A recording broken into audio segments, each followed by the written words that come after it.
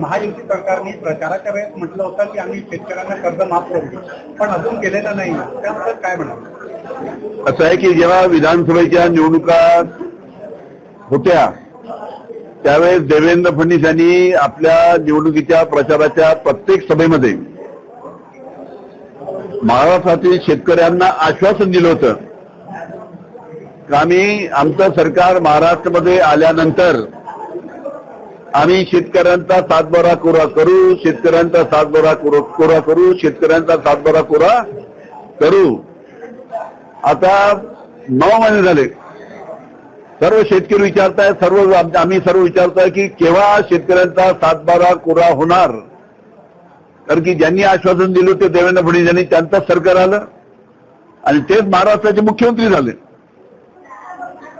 आश्वासन त्यांनी लवकरात लवकर पूर्ण करून शेतकऱ्यांचा सातबारा कोरा करावा ही आमची मागणी आहे.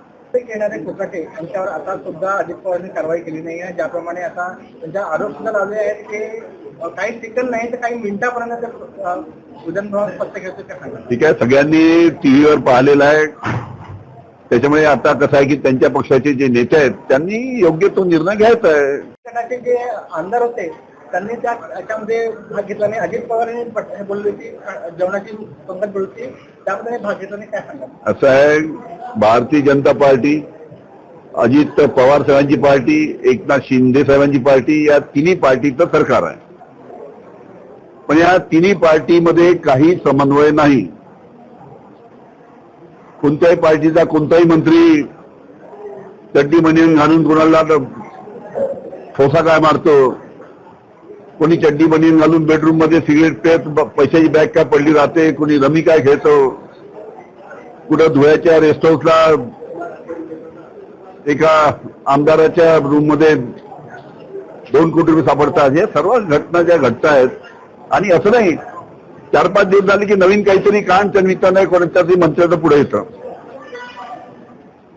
हे की तिन्ही पार्टीच्या मध्ये समन्वय नसल्यामुळे अशा पद्धतीच्या घटना घडतात.